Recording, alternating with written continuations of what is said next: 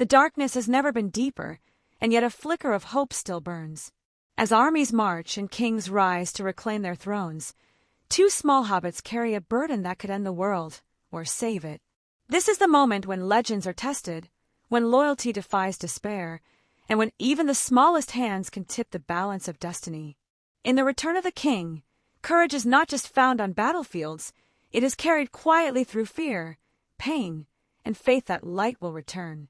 Book 5 opens with the world trembling on the edge of catastrophe. The great powers of Middle-earth stir for one final reckoning as Sauron's armies prepare to unleash their full strength upon the free peoples. The light of Gondor flickers, Rohan musters its riders, and the Fellowship, now scattered, moves along separate but converging paths. The sense of foreboding and grandeur deepens. Every step, every choice, now carries the weight of destiny. The story transitions from stealth and wandering to open war, where courage, loyalty, and despair clash on a vast stage. Chapter 1, Minas Tirith. Pippin rides with Gandalf toward Minas Tirith, and what unfolds before him is unlike anything he has ever seen. The White City stands proud upon the mountainside, 7 tiers of stone gleaming like pale silver in the afternoon sun. Yet beneath its beauty lies exhaustion, a city bracing for an oncoming storm. As they ascend through each level, Pippin sees the cost of generations of vigilance, empty streets, weary soldiers, the withered white tree standing like a ghost of Gondor's former glory. Gandalf's purpose is urgent. They must see Denethor, the steward of Gondor and father of Boromir. Pippin's heart pounds as they are led into the great hall, dimly lit by torches, where Denethor sits alone upon the black chair below the empty throne of the king. His gaze is cold and sharp, filled with both sorrow and suspicion. Gandalf presents Boromir's horn, cloven in two. The sound of grief passes over Denethor's face, his beloved son lost, and Pippin, moved by pity, swears fealty to the steward. As Gandalf and Denethor exchange tense words, the state of Gondor is revealed. The beacons are lit, the borders are threatened, and yet Denethor's pride blinds him to hope. Gandalf senses that Denethor has looked into something dangerous, perhaps a Palantir, and that his wisdom is darkened by despair. The city waits, trembling, as the shadow gathers in the east. Chapter 2, The Passing of the Grey Company. Far away, Aragorn and his companions prepare for their own path. The Grey Company, 30 grim and loyal rangers from the north, arrive bearing messages from Elrond and Galadriel. With them rides Halbarad, Aragorn's kinsman, and 2 mysterious figures cloaked and veiled, Elladan and Elrohir, the sons of Elrond. They bring with them gifts and counsel, and a grave warning. Aragorn stands now at a crossroads. The time for secrecy is over. He must declare himself, and take the road that no mortal king has dared tread since the elder days. Galadriel's message urges him to the paths of the dead, an ancient and haunted road beneath the mountains. There dwell the Oath-breakers, spirits of men who betrayed Isildur long ago, and were cursed to wander until they fulfilled their oath. Aragorn's decision is swift and solemn. He will ride that dark road, for only with the help of the dead can he hope to reach Gondor in time. The company rides with haste through the night, crossing the snow-fed rivers and valleys of Rohan. As they approach the haunted Dim Holt, even Gimli and Legolas feel the dread thick in the air. The wind carries whispers of the lost, and the mountain looms before them like the mouth of death. Chapter 3, The Muster of Rohan. Back in Rohan, King Theoden gathers his riders for war. The land is alive with preparation, the clang of armor, the smell of horses, the blowing of horns across the plains.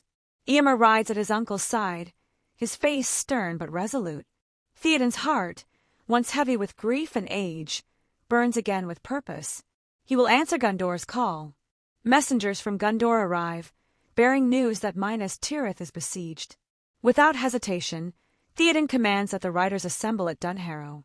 The women and children are left behind, and Eowyn, the king's niece, stands watching as her people ride away, her heart torn between duty and desire for glory. She begs to ride with them, but Theoden forbids it. Her sorrow deepens into quiet resolve. When Gandalf arrives with news of Aragorn's path, Theoden is troubled. Aragorn's road seems perilous and strange, but Gandalf insists that every man must play his part. The king nods grimly. So shall it be. We will ride at dawn. Rohan's strength gathers like a storm. Chapter 4. The Siege of Gondor. As the Rohirrim prepare, Gondor's ordeal begins. From the walls of Minas Tirith, the first dark plumes of smoke rise. The hosts of Mordor march forth, vast legions of orcs, trolls, and men from the east and south, their banners black and red beneath the shadow of the Dark Lord. The ground trembles with drums. Denethor refuses to yield command to Gandalf. Instead, he sits brooding, sending Faramir to defend the outer fields. Faramir leads his men bravely but is grievously wounded. The city's gates close, and the siege begins. Night and day, fire rains upon Minas Tirith. Great engines hurl stones that break towers and walls. The air fills with the cries of the wounded. The Nazgûl swoop above, shrieking despair. The citizens cower while Gandalf rides through the streets, a white flame against the darkness, urging courage where all seems lost. Denethor's mind frays, his will collapsing beneath the weight of hopeless foresight. Chapter 5. The Ride of the Rohirrim. The call of Gondor's beacons reaches the plains of Rohan, and Theoden rides with all the might of his people. 6,000 riders thunder across the fields, moving with silent purpose. They pass through the dim woods and marshes, led by the wild men of the Druadan forest, who guide them by hidden paths unseen by the enemy. Eowyn, disguised as the soldier Durnhelm, rides among them, with Merry the Hobbit at her side. The two share the secret of defiance and fear. Merry, too small for the great battle, clings to his courage. Eowyn hides her sorrow in her purpose. The march is long and heavy, but the riders' hearts are strong. Theoden's voice rises like a beacon. Ride now, ride to Gondor. As dawn breaks, they emerge from the hills. Before them lies the plain of the Pelennor, shrouded in smoke and flame. The black hosts are upon the city. Theoden raises his sword. The horns of Rohan sound like thunder rolling through the valleys. Chapter 6. The Battle of the Pelennor Fields. The Rohirrim charge like a tide of light. Their horses crash against the ranks of Mordor's armies, cutting deep into the dark host. Theoden rides at their head, his golden shield blazing. For a time, the tide turns, the enemy reels. But new horrors come. The Witch King of Angmar descends, his black steed wreathed in shadow. Theoden falls beneath his blow, his horse crushes him. Despair ripples through the riders. Then, from the chaos, Durnhelm reveals herself. Eowyn stands before the Witch King, fearless. When he mocks her, declaring that no man can kill him, she tears off her helm. But no living man am I. You look upon a woman. With Merry's aid, she strikes him down. The prophecy is fulfilled. The Witch King is no more. The battle surges on. The men of Gondor fight fiercely as Aragorn arrives at last, leading the captured fleets of the enemy, now turned to the service of the West. The black banners of a king unfurl, and the hosts of Mordor are broken. The field is strewn with ruin and victory alike. Chapter 7. The Pyre of Denethor. Within the city, madness claims Denethor. Convinced all is lost, he orders a pyre built for himself and the unconscious Faramir. Pippin, horrified, rushes to find Gandalf. Together, they storm the Hall of the Stewards, where Denethor, raving and pale, has already set the chamber aflame. Gandalf saves Faramir, bearing him away as the fire consumes Denethor. The steward dies clutching the palantir, his eyes open to a vision of endless darkness. His death marks the end of the old rule and the beginning of a new age, if Gondor can survive the dawn. Chapter 8. The Houses of Healing. In the quiet aftermath, the wounded are carried to the Houses of Healing. There, Aragorn comes in secret, cloaked and weary, bringing the gift of healing hands. He tends to Faramir, Eowyn, and Merry, restoring them with the Athela's herb. The people whisper that the hands of the king are the hands of a healer, and thus shall the rightful king be known. Faramir awakens, gentle and grave, his eyes filled with new purpose. Eowyn, restless and wounded in spirit, meets him. Between them begins a bond of quiet understanding. The city, still smoking, begins to breathe again. Chapter 9. The Last Debate. In the high hall of Minas Tirith, the captains of the West gather. Gandalf, Aragorn, Eomer, Imrahil, and the others. They know victory at the Pelennor is only a reprieve. The eye of Sauron is not blind. He will strike again, and soon. Gandalf proposes a desperate plan, they must march upon the Black Gate itself. By drawing Sauron's gaze outward, they can give Frodo and Sam their final chance to destroy the ring. It is a gamble of courage against despair. The captains agree, though they know many will not return. "We will make such an end," says Aragorn, "as will be worthy of remembrance." The hosts of the West begin to muster for the last march. Chapter 10. The Black Gate opens. Through lands blackened by war, the armies of the West advance. They number barely 7,000, a pitiful remnant against the vastness of Mordor. Yet they march beneath banners of silver and white, proud in defiance. The land grows more desolate with every mile. Even the air tastes of ash. At last, they reach the Morannon, the great Black Gate of Mordor. The vast doors stand shut, flanked by towers and walls beyond count. Aragorn calls forth the heralds. Before the gate, a dark messenger rides, the mouth of Sauron, cruel and mocking. He bears Frodo's gear as proof that the ring-bearer is captured. For a moment, despair threatens to break them. But Gandalf steps forward, denouncing the lies and casting the tokens aside. The mouth flees, and the gate opens. The armies of Mordor pour forth like a flood. Trumpets sound, swords blaze. The world trembles. And then, unseen by any, on a far distant slope of Mount Doom, two small figures struggle upward toward destiny. Book 6 opens in a world trembling between ruin and rebirth. The great battle at the Black Gate has begun, but far from the sight of kings and armies, the fate of Middle-earth rests on the broken backs and wounded spirits of two small hobbits crawling through the blackened land of Mordor. The grandeur of war fades to ash here, replaced by exhaustion, loyalty, and an almost unbearable weight of will. In these final chapters, courage is stripped of glory, revealing the quiet strength that endures when all hope seems lost. Chapter 1. The Tower of Cirith Ungol. Frodo lies motionless in the dark chamber of the Tower of Cirith Ungol. The last memory is pain and Shelob's sting. He is naked, his belongings torn away, and the heavy emptiness of the ring's absence leaves his soul raw.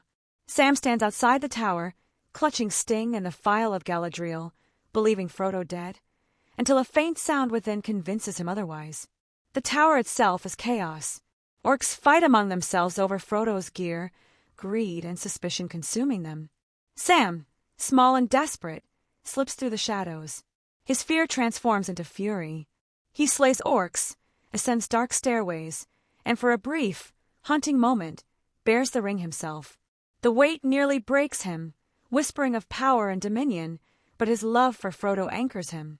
At last, he finds Frodo, bruised but alive, bound and beaten. Tears come freely as Sam cuts his bonds. "I can't carry it for you," he says, "but I can carry you."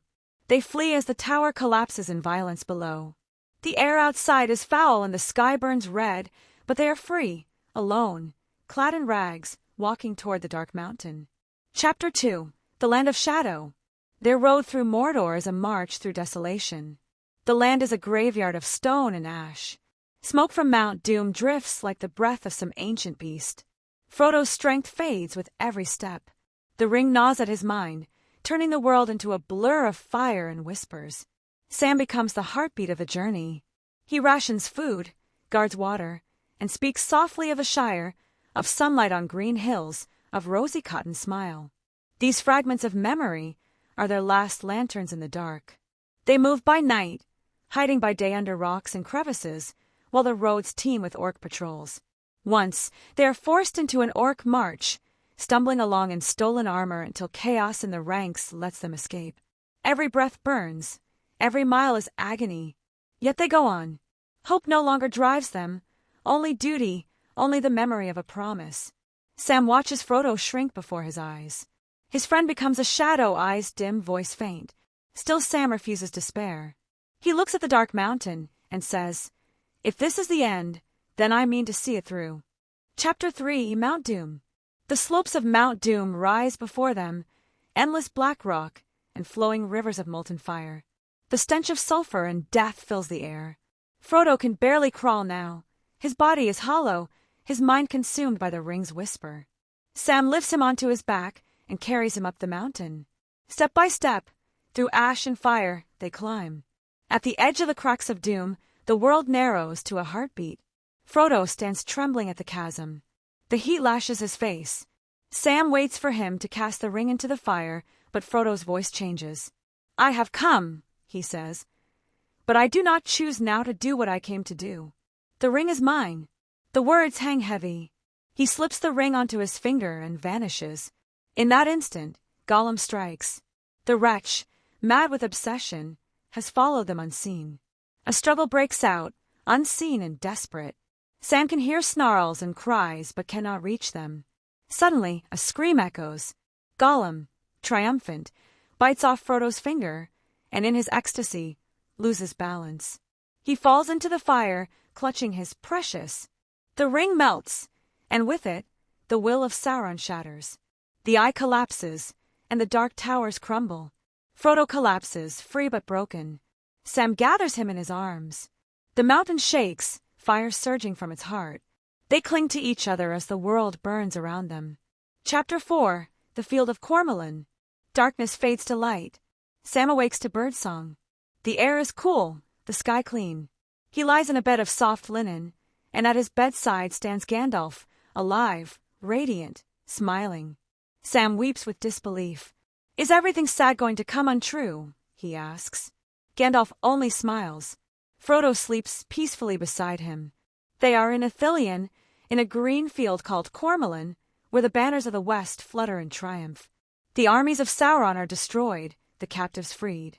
Aragorn, now king in all but name, honors the ring-bearers before the host of Gondor and Rohan. Trumpets sound. The hobbits bow in confusion and awe as thousands kneel before them. The weight of their smallness and their courage fills the moment with quiet splendor. Feasts follow, songs are sung, but Frodo remains subdued. His spirit is lightened, yet scarred by what he bore. Sam watches over him with gentle pride and concern. Chapter 5.